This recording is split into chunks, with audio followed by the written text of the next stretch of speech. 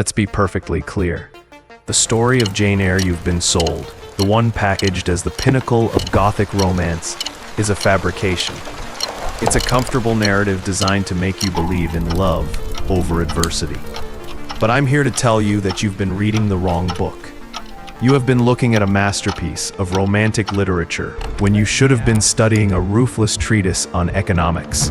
Charlotte Bronte's novel is not a paean to love. It is a brilliant financial manifesto disguised as a Victorian drama. It is a survival guide for a world where a woman's value was calculated on a balance sheet, and love was a transaction that could only be afforded after securing one's own capital. Forget the romantic heroine. Jane Eyre is a strategic economist, the CEO of her own life, a masterful navigator of a brutal patriarchal market. Her journey is not a quest for a kindred spirit. It is a relentless, calculated climb up the economic ladder, where every decision is weighed and every relationship is, at its core, a negotiation. So let's strip away the Gothic sentimentality and look at the naked, unflinching economic reality of Jane Eyre's existence. Her journey begins not with a broken heart, but with the harsh reality of a failed investment. As an orphan at Gateshead Hall, Jane is not family. She is a financial liability, a non-performing asset offering no return. Her existence is measured not in affection, but in the expense of her upkeep. Every bite of food she consumes is an entry in an unspoken ledger. Mrs. Reed's visceral hatred for Jane is often read as simple cruelty, but it's more. It is the deep-seated resentment of a stakeholder watching a bad investment drain resources. Jane offers no social connection, no profitable marriage, no enhancement to the family's status. She is pure expenditure. Her banishment to Lowood School is not an act of salvation. It is a logical, cold-blooded economic decision, the offloading of an unnecessary expense, the transfer of a burdensome liability to a charitable institution. Gateshead taught Jane her first lesson in capitalism, that without property or connections, you have no intrinsic value. If Gateshead was the introduction, Lowood was the brutal training course in survival economics. The school is a microcosm of the unforgiving market. Here, resources like food and warmth are terrifyingly scarce. Hunger, cold, and disease are the governing principles of this environment. Life at Lowood is a master class in risk management. Jane learns to subsist on the bare minimum, to turn deprivation into strength, to calculate the value of survival. She doesn't just learn to read and write. She learns the cold calculus of self-preservation. She watches her friend, Helen Burns, perish not just from illness, but from the systemic neglect of an institution that won't invest in its human capital. It is a cruel lesson in social Darwinism. Only the most resilient survive. Jane emerges not broken, but forged in austerity, an expert in managing scarcity, an individual whose self-worth is built on the hard-won knowledge that she alone is responsible for her own survival. When Jane leaves Lowood for Thornfield Hall, you must understand this is not a romantic adventure.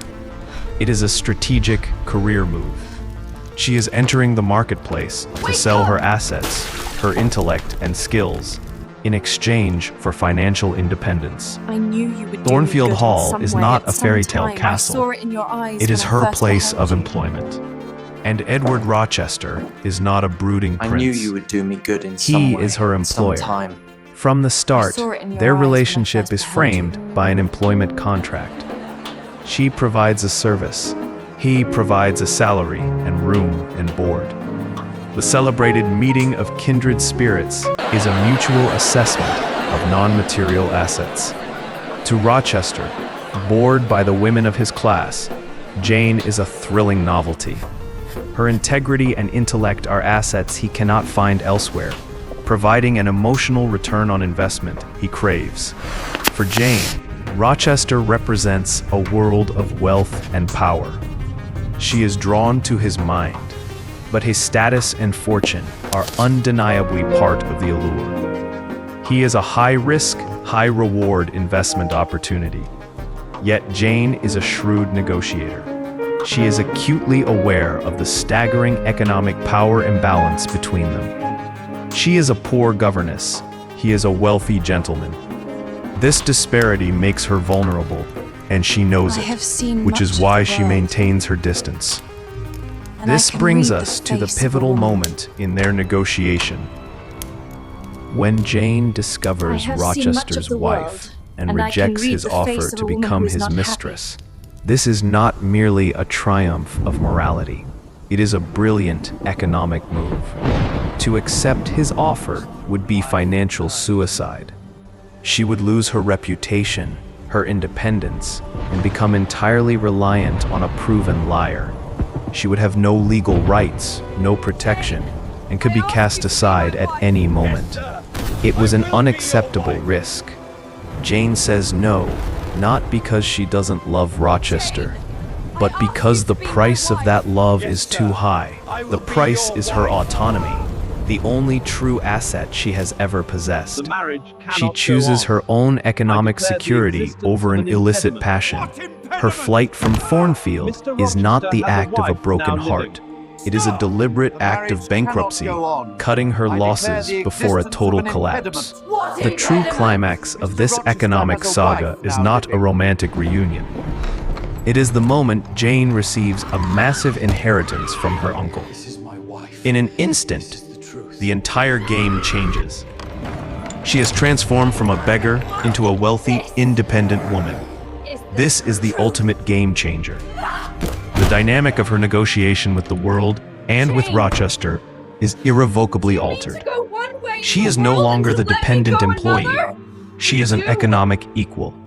Her return to Thornfield, therefore, must be seen in this new light. It is not the act of a romantic soul drawn back by a supernatural call. That call is a metaphor for the shift in her economic standing. She returns because she now has the power and leverage to forge a relationship on her own terms. She does not need Rochester for her survival. She chooses to be with him. Their reunion is not a reconciliation. It is a merger of two financially independent individuals. Rochester, now blinded and having lost his estate, is the one whose power has diminished. They meet at a new equilibrium of financial parity. She is no longer his employee. She is his savior. And so, Jane's famous line, "Reader, I married him," is not just a declaration of love. It is the closing statement of a successfully negotiated contract. It is the conclusion of a deal in which she is, for the first time, the senior partner. She enters the marriage not as a dependent, but as an equal, bringing her own substantial capital to the union. The love story we cherish is the dividend of this successful economic merger. It is the reward, not the foundation. The novel's ultimate, radical argument is that true love between equals can only blossom after economic parity is achieved. Before that, any relationship between the powerful and the powerless is simply a transaction. Charlotte Brontë crafted not a fairy tale, but a revolutionary financial guide. Jane Eyre is a testament to the idea that a woman's first duty is to secure her own economic independence. She navigates the brutal market of her time and wins, not by finding a prince, but by becoming a queen in her own right. She teaches us that self-worth is inextricably linked to economic freedom. So the next time you approach this novel, look past the Gothic romance, look for the ledger book, the balance sheets, the calculated risks. You will find it is one of the most profound guides to economic empowerment ever written.